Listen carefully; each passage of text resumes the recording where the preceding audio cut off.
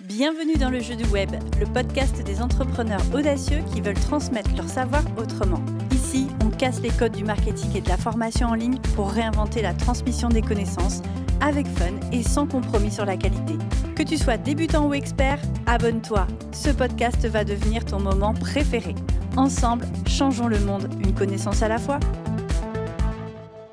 Bienvenue dans le jeu du web, le podcast des entrepreneurs audacieux qui veulent transmettre leur savoir autrement. Aujourd'hui, je vous embarque dans un épisode un peu spécial. C'est un voyage dans les coulisses de Press Effect à la rencontre de celle avec qui j'ai l'immense chance de partager cette aventure entrepreneuriale depuis maintenant 6 ans, ma chère Isabelle Brabant.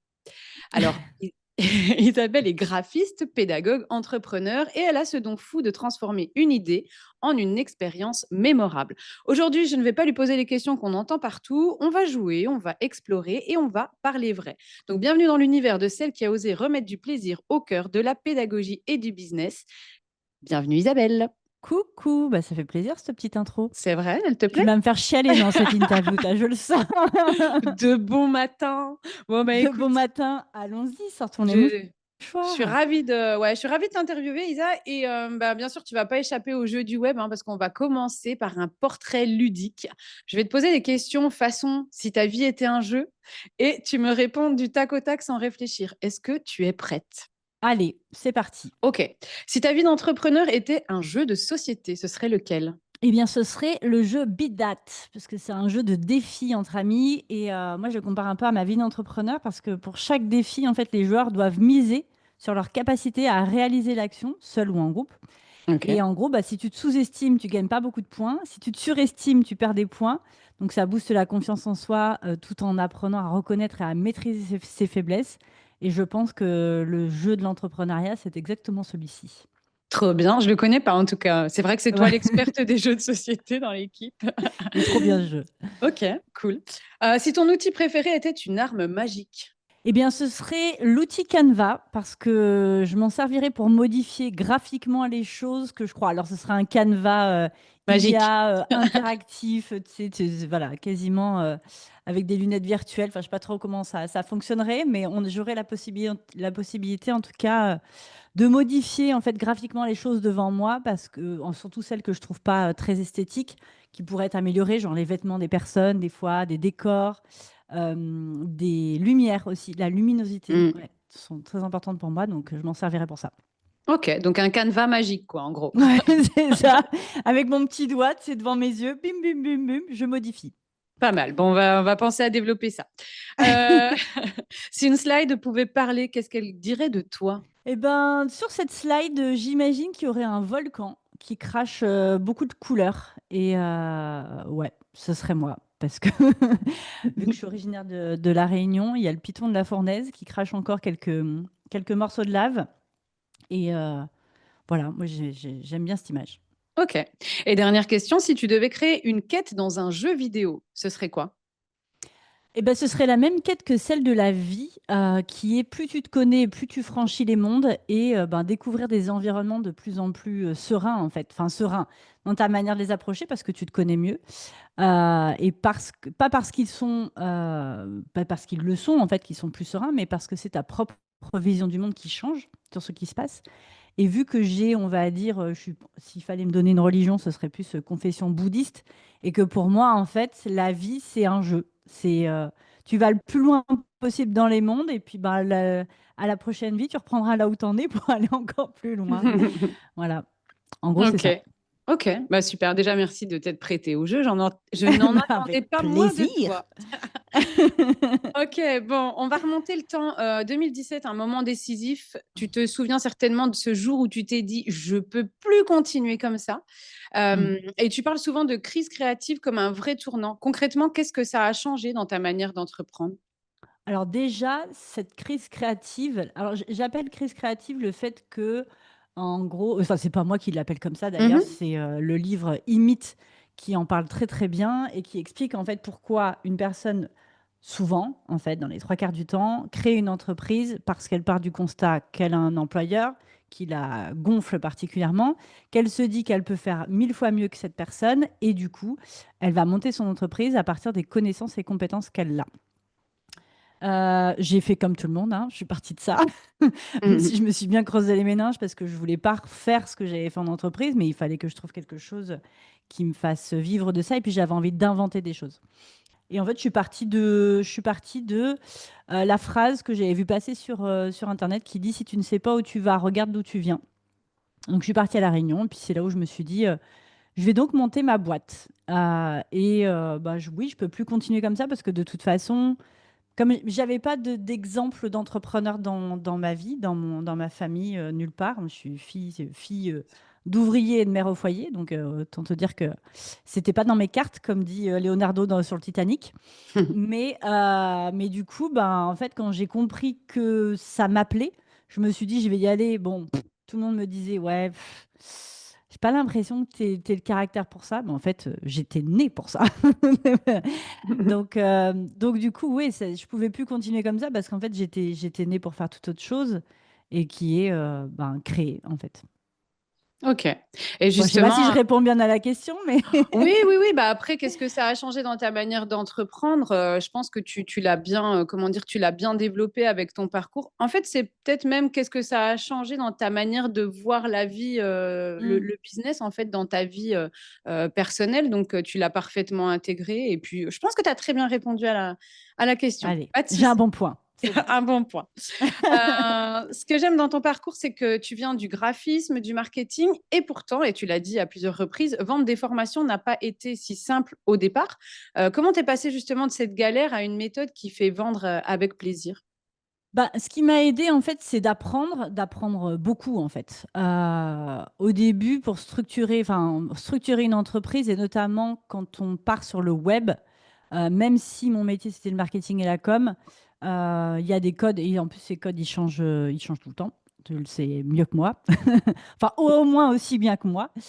En fait, l'idée, en fait, c'est vraiment quand on est entrepreneur, et j'ai envie de dire encore plus dans le web, c'est d'apprendre beaucoup et de transformer ce qu'on apprend en quelque chose qui nous correspond le plus possible, qui soit le plus fluide possible, le plus simple possible pour soi-même, en fait. Mm. Et c'est là où, en fait, dans l'approche, enfin, les différentes approches que j'ai créées et ensuite qu'on a créées ensemble, on est toujours guidé par ça toutes les deux. En tout cas, moi, c'est vraiment ce que j'avais en tête quand je me suis lancée, parce que je me disais, et je voyais bien qu'en fait, essayer de faire rentrer des ronds dans des carrés, ça ne pouvait pas fonctionner très longtemps. Et que j'ai un caractère assez rentre-dedans, donc je peux me forcer à faire des choses, mais ça dure qu'un certain temps. Et je me suis dit, en fait, il faut comprendre le jeu, en fait, bah, le jeu du web. Il faut le comprendre et il faut transformer le game de manière à ce qu'il soit beaucoup plus plaisant, en fait. C'est ça, Voilà. exact. Et à quel moment tu t'es dit, ben, tout ce que j'apprends, en fait, j'ai envie aussi à mon tour de le transmettre aux autres? Bah, dès le début, en fait, j'avais commencé à enregistrer un podcast qui s'appelait Vie ma vie d'entrepreneur. Il faudrait que je Ok. retrouve les enregistrements. C'est vrai que je t'en ai même pas parlé, Non, je c'est crois. une info dont je n'ai pas eu vent. Ok. Attention, pépite croustillante. Et en fait, mais je ne l'ai pas sorti parce que j'enregistrais des vidéos qui étaient courtes et qui racontaient ce que je vivais au quotidien. Alors, je ne l'ai pas posté parce que pour moi, en fait, j'aurais pas vraiment aidé les gens en leur racontant mes problèmes ou même mes joies, etc., en même temps que je les vivais. Mhm. Et ça, c'est un peu aussi ce qu'on peut voir quand on accompagne des gens, nous, parce qu'on accompagne des gens dans la transmission de compétences et d'expertise en formation en ligne. C'est qu'une information que tu n'as pas digérée, que tu n'as pas processée, que tu n'as pas analysée et transformée pour en faire un apprentissage pour quelqu'un d'autre, c'est juste des patates chaudes que tu peux balancer et ça peut être grave en fait. Parce Mm. que si tu le partages et que les personnes comprennent pas vraiment ce qui s'est passé exactement, ben, elles peuvent l'interpréter d'une différente manière. Elles peuvent même l'utiliser ou copier. Ou voilà. Et ça peut être un joyeux bordel qui fait du mal. Et j'en ai vu aussi en coaching des gens qui font par exemple juste un burn-out ou voilà, ils ont eu un enfant difficile en éducation pendant un an, ils pensent qu'ils ont tout compris de l'éducation et de la difficulté. Et c'est là le piège, en fait. Ça part d'un bon sentiment. Les gens, on veut souvent aider, bon, souvent s'aider soi-même, hein, parce que aider l'autre, ça permet de capitaliser, ça permet de faire le processus, mais s'il n'est pas fait d'abord pour soi-même, eh ben, je trouve que voilà, ça peut avoir des conséquences et des répercussions qui ne sont pas forcément bonnes. Ok. Et, Voilà. euh, et quand tu dis justement que ton métier, c'est de transformer des idées en expérience, il y a 8 ans, quand tu t'es lancé, ça ressemblait à quoi? Eh ben, ça ressemblait que j'en savais foutrement rien en fait.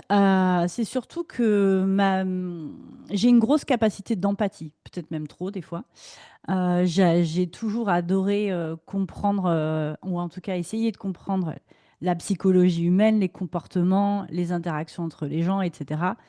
Et voilà, c'est parti de colère aussi, enfin d'une colère où je me disais, les idées des gens, c'est quand elles sont bonnes, quand elles sont réfléchies, elles elles méritent vraiment ben, de se poser la question de comment on va le transmettre, de manière, enfin, dans l'illustration, comment on va pouvoir le partager à l'oral en fait, le discours oral. Voilà, toutes ces compétences pour moi, c'est des choses que j'ai développées en fait que j'ai développé déjà pour moi, les comprendre et ensuite ben, les enseigner parce que ben, j'avais fait le travail de le faire pour moi et de le régurgiter, de le transformer pour que ce soit Mhm. applicable pour d'autres personnes. Voilà, donc la meilleure manière pour moi de concevoir des expériences, je pense que c'est vraiment de se mettre à la place des autres et de se Mhm. dire, OK, là, j'ai partagé quelque chose via un média, ça peut être même sur les réseaux sociaux, ça peut être en conférence, en présentiel, ça peut être du présentiel, ça peut être de la formation en ligne. Il se trouve que nous, notre expertise, c'est la formation en ligne, mais il y a plein de manières de le faire. Mais je pense que la meilleure manière de le faire, c'est de se mettre à la place des gens et de se dire, OK, si j'étais pas moi, qu'est-ce que j'aimerais voir, comment j'aimerais obtenir cette information, comment j'aimerais la vivre, qu'est-ce qui me surprendrait, etc., etc. Mhm. Et en fait, aussi, ce que tu as cherché à faire, je pense inconsciemment, parce que tu viens quand même du monde de la publicité, enfin, tu as travaillé dans une agence de pub, etc. Tu Ouais, as dans des agences de pub. des agences de pub, tu as Mm, démocratisé aussi un peu ce fait d'avoir à faire appel en fait à des professionnels qui vont illustrer tes mm, idées. En fait, tu donnes avec ces méthodes, aujourd'hui, on donne les clés aux professionnels qui souhaitent mm, transmettre leur message pour qu'ils puissent le faire eux-mêmes de manière simple sans que ça leur coûte aussi, on va dire, une blinde à passer par des mm. prestataires qui vont tout faire pour eux. Donc Oui. c'est cool aussi. Et à quel moment tu as eu ce déclic justement de la gamification et du plaisir d'apprendre? Moi, je t'ai rencontré, je connaissais rien de la gamification il y a 6 ans. J'ai découvert un monde passionnant dans lequel j'adore voilà, évoluer avec toi et nos clients. Mais toi, à quel moment tu as eu ce déclic où tu t'es dit, bah, en fait, la gamification, c'est ça qu'il faut que j'utilise, du moins que je transmette pour ben, tout ce qui vient captiver, etc. Mm. Il y a quelqu'un que j'aime beaucoup, j'étais un peu piquée avec ça, c'est Bernard Werber, Mm. qui dit, la meilleure manière de connaître une personne, c'est de jouer avec elle. Bernard Werber adore faire des jeux, les loups-garous, les machins, les trucs. Et cette phrase, en fait, elle m'avait beaucoup marquée. Alors, je lis Bernard Werber depuis un sacré bout de temps maintenant. Et du coup, je me suis dit, en fait, enfin, c'est venu un peu comme une évidence. C'est-à-dire que au début, Press Effect, c'était surtout l'illustration, en fait, l'illustration des idées, etc. J'étais vraiment partie de ma compétence de graphisme. Et puis, bah, en cherchant, en découvrant des outils, notamment comme Geniali, même Canva, etc. Enfin bref, tous ces webgiciels qui sont à portée de main aujourd'hui, bah, je me suis dit qu'on pouvait aller plus loin en fait dans l'expérience. Et c'est là où en fait j'ai voulu bah, inventer des méthodologies, comprendre comment en fait, on pouvait utiliser ces outils facilement pour les mettre au service de l'enseignement. Donc, au-delà de la gamification, il y avait aussi cette volonté de vouloir interagir avec le contenu. Pour moi, quand tu as une interaction avec un contenu, c'est déjà 50% du chemin de fait que de t'y intéresser. Donc, donc elle est là, en fait. Donc, quand on fabrique une expérience de formation, on se pose d'autres questions que de se regarder le nombril, notamment. Mm. Du coup, en créant un contenu qui est seulement descendant, comme on a l'habitude de le voir, comme on va dire 95% des formations sont faites, eh ben, c'est souvent un contenu donc, qui est descendant, qui est souvent partagé pour se faire mousser et montrer qu'on est expert dans son domaine. Donc, ça va être des élucubrations voilà, sur tout ce qu'on pourrait partager. Moi, par exemple, tu me mets derrière un micro et tu me dis, vas-y, parle du graphisme. Bon, bah, ça peut durer une semaine, en fait. Donc, du coup, le truc, c'est qu'en faisant ça, on en oublie le véritable objectif d'un chapitre de formation, d'un module, ou même d'une formation complète. Et c'est la phrase que je répète le plus dans un atelier de travail, c'est quoi l'objectif pédagogique? Mm. Avec quoi la personne doit repartir? Et du coup, quand on fabrique justement ces expériences de formation, on se pose la question de comment, de la manière la plus originale, qui va créer des émotions, qui va donner envie à la personne de découvrir et d'approfondir le contenu pour qu'elle reparte avec l'intégralité de l'objectif pédagogique. Ok, donc ça, en gros, c'est le process pour créer une expérience pédagogique. Oui, oui, complètement. Ok. Mm. Et on parle souvent du bouton dopamine justement dans nos événements, dans les contenus, dans les podcasts, dans les masterclass. Est-ce que tu peux expliquer à ceux qui nous rejoignent ou voilà, faire une petite piqûre de rappel pour ceux qui nous suivent déjà, en Petite quoi c'est une piqûre de clé, dopamine. ouais, une piqûre de dopamine, en quoi c'est justement une clé pour l'engagement et pourquoi ça marche bien dans nos formations? Mm. Eh ben, ça marche bien parce que en fait, enfin, moi, je m'intéresse énormément aux neurosciences, mais depuis toujours, en fait, c'est vraiment le fonctionnement du cerveau. Alors, ça va avec le côté apprentissage de la psychologie des comportements humains, mais les neurosciences, en fait, et comment notre cerveau fonctionne, c'est juste fantastique à comprendre et à connaître. Et notre cerveau, en fait, il a ce côté magique de fabriquer des substances qui sont capables de transformer et modifier notre comportement tout au long de la journée, pour le meilleur et parfois pour le pire. Mm. Et l'adrénaline, pour faire ressortir notre cerveau reptilien de survie dans des moments qui le nécessitent, va apparaître en fait. Donc il y a l'adrénaline, il y a l'endorphine. Alors c'est moi je les appelle les fantastiques en in.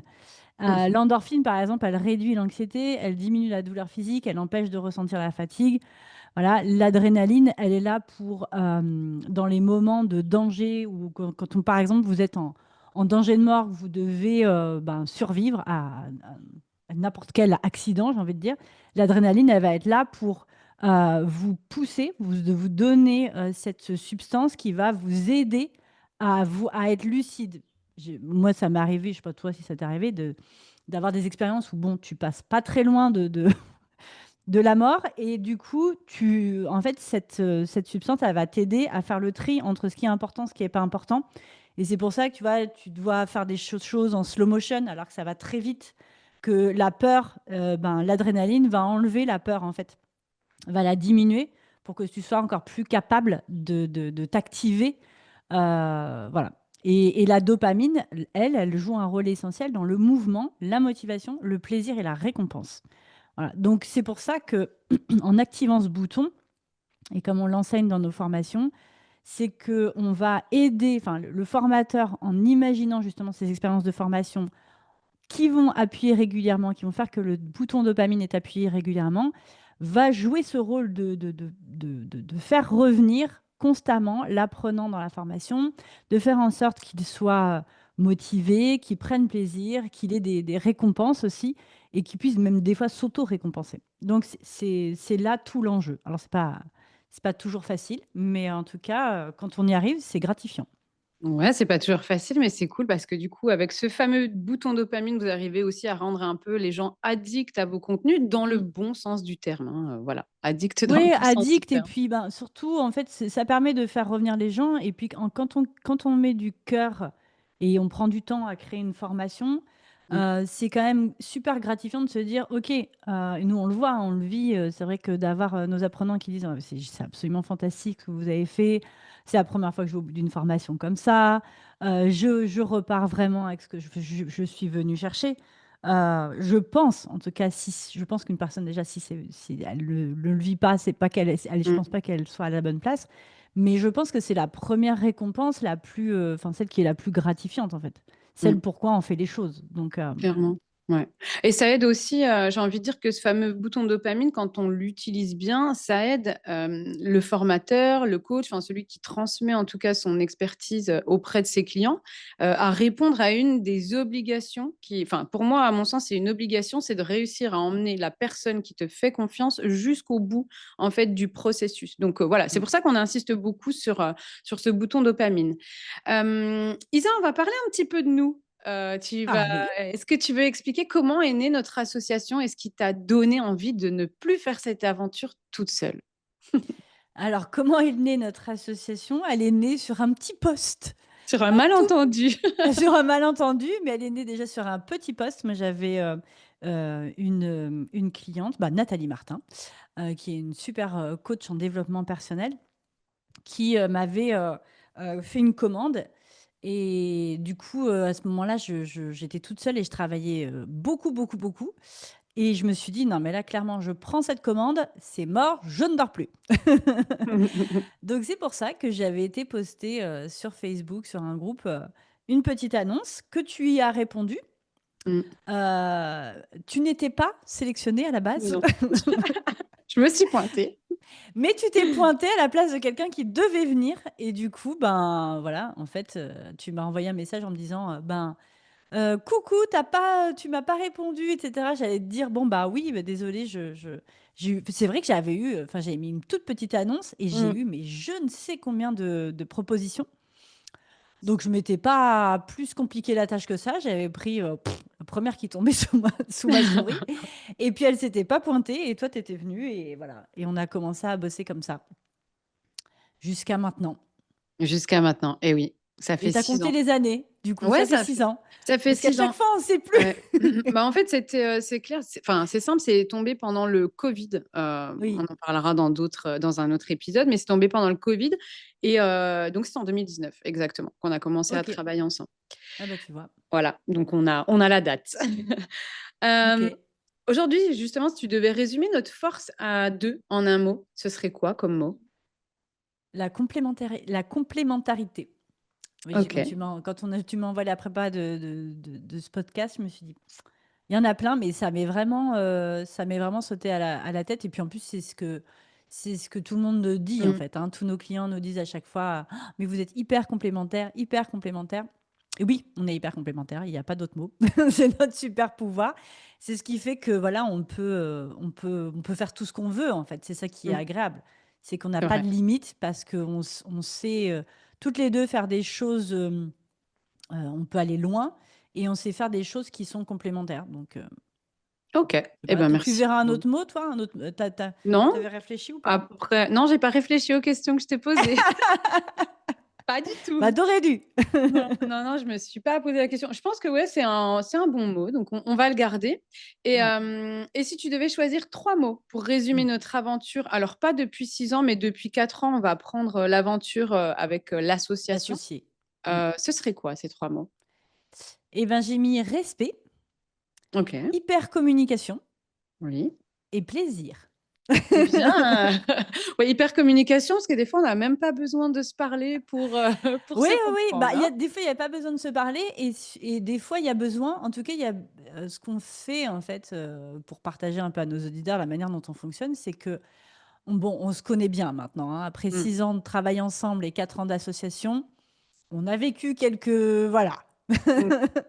On a vécu quelques expériences, ne serait-ce que la vie, ce qui est important, en fait, et pour toutes les personnes qui sont associées ou qui veulent l'être, je trouve et c'est ce qu'on fait de mieux, en plus de notre boulot, c'est qu'on sait capter la moindre humeur, il y a même pas besoin, tu vois? Il y a même pas besoin de parler. C'est clair que dans ton regard, moi, je sais même à ton bonjour. Oh bonjour, ouais, c'est ce que tu Ouais. dis souvent.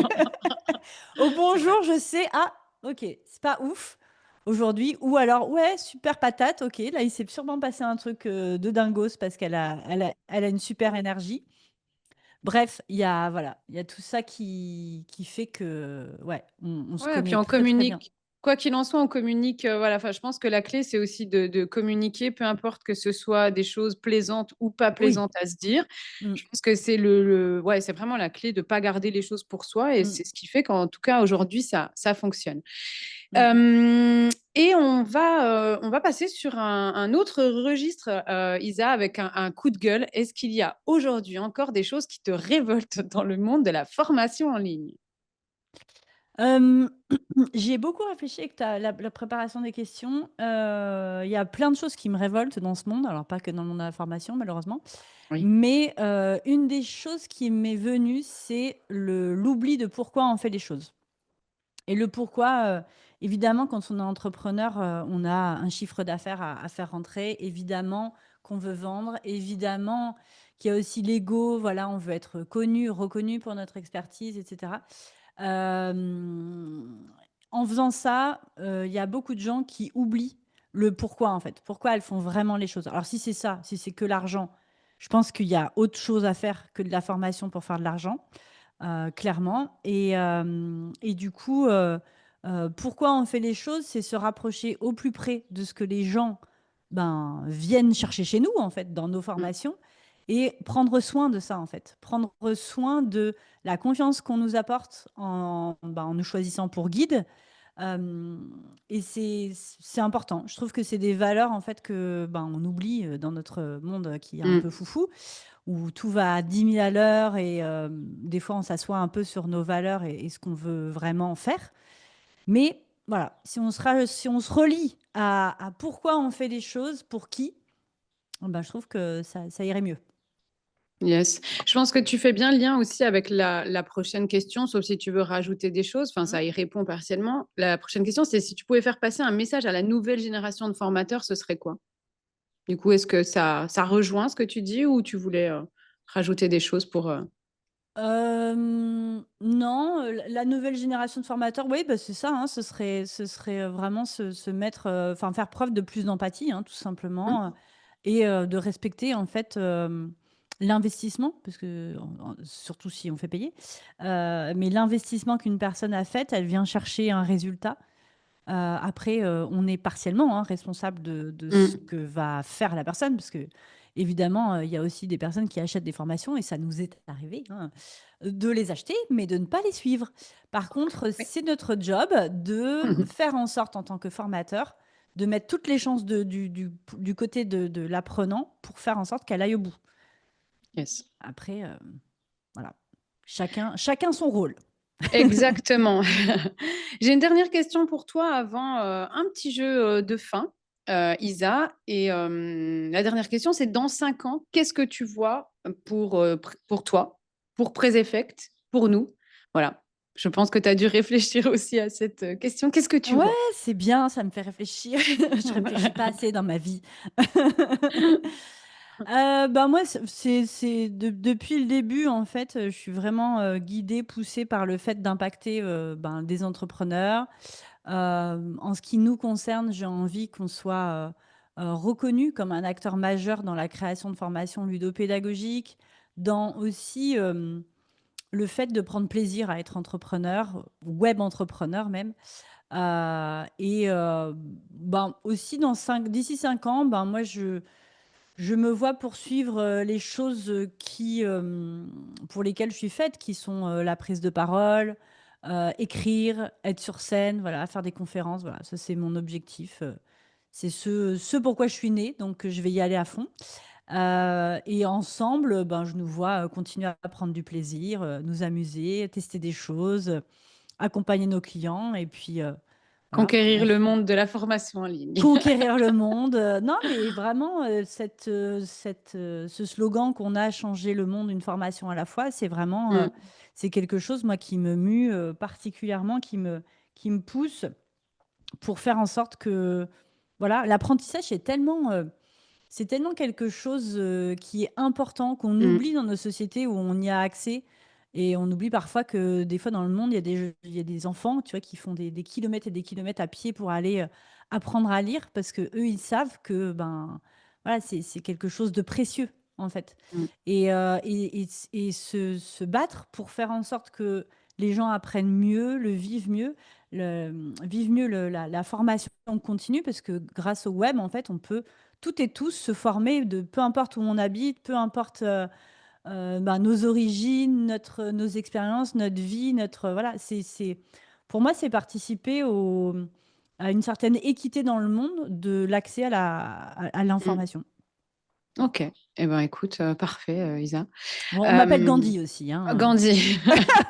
Ouais, à tes heures perdues. Bon, Isa, avant qu'on se quitte, Ouais, il reste dis-moi tout. un petit jeu que j'ai préparé pour toi. C'est Allez, un allez, lancer allez, de dés allez. virtuel. Allez, lançons des Voilà, dés virtuels. un lancer de dés virtuel. J'ai écrit 6 questions. toi, tu dois choisir un chiffre entre 1 et 6. En fait, c'est comme si tu lançais ton dé. Bon, on aurait pu Et faire ça puis, avec Geniali d'ailleurs, hein, parce qu'il y on a le aurait lancer de pu. dés. On Mm, aurait pu, on aurait pu. Mais du mm. coup, bah non, on va le faire comme ça. Tu vas Bon, c'est pas grave. choisir. Je vais choisir mon dé. Voilà, tu vas choisir. Je vais choisir mon dé. Donc, je le lance. Plop, plop, plop, plop, plop, plop, plop. Il Allez. roule sur la table. Et j'arrive sur le chiffre 3. Sur le chiffre 3. OK. Si tu pouvais envoyer une seule carte postale à tous les formateurs de demain, tu écrirais quoi? Une carte postale Une aux carte postale. formateurs de demain. Ouais. Alors, je leur dirais, ben, prenez plaisir à faire votre métier, faites-le dans la simplicité, parce que faire les choses dans la douleur, ça sert à rien, et qu'il y a toujours moyen de prendre plaisir. Donc, un peu comme si vous étiez en vacances avec des petits cocotiers et un cocktail, faites-vous plaisir dans votre métier. Be cool. Be cool. Be cool. Bon, bah écoute, merci pour cette réponse. Merci pour ce voyage dans ton parcours et dans une partie toute petite de ton cerveau, parce qu'on sait qu'il y a beaucoup d'idées et que voilà, c'est vraiment un volcan Bon, comme tu le dis. il n'est pas si gros que ça, mon cerveau. Il n'est pas Non, si non, gros que arrête, ça. n'importe quoi. Et bah, merci à vous qui nous avez écoutés. Donc, si cet épisode vous a inspiré, si vous avez souri, appris ou une envie soudaine de créer votre prochaine formation avec plus de fun, alors pour nous, c'est mission accomplie. Est-ce que tu as Oui. envie de rajouter quelque chose, Isa? Mais voilà, les personnes qui ont envie de se rapprocher de nous peuvent nous retrouver sur LinkedIn, sur Insta, peuvent nous retrouver sur notre site internet presseffect.com et puis, ben, on aura plaisir à leur répondre, à les accompagner et puis à les retrouver dans les différents événements, ben, qu'on crée tout au long de l'année pour, faire en sorte de faire s'enjailler les gens, de partager des beaux moments avec eux et puis, de faire tout ça, en toute, humanité et dans le plaisir. Voilà donc, merci Ornella pour ces belles questions. Merci, Isabelle. Et à bientôt, tout le monde. Ciao, ciao. Et vous qui nous avez suivis dans cet échange jusqu'au bout, si vous voulez soutenir notre podcast et nous aider à changer le monde une connaissance à la fois, rendez-vous sur Apple Podcast ou votre plateforme d'écoute préférée et donnez une note et un avis qu'on aura plaisir à lire, Isabelle et moi. En attendant, on vous souhaite une belle journée et on vous dit à bientôt.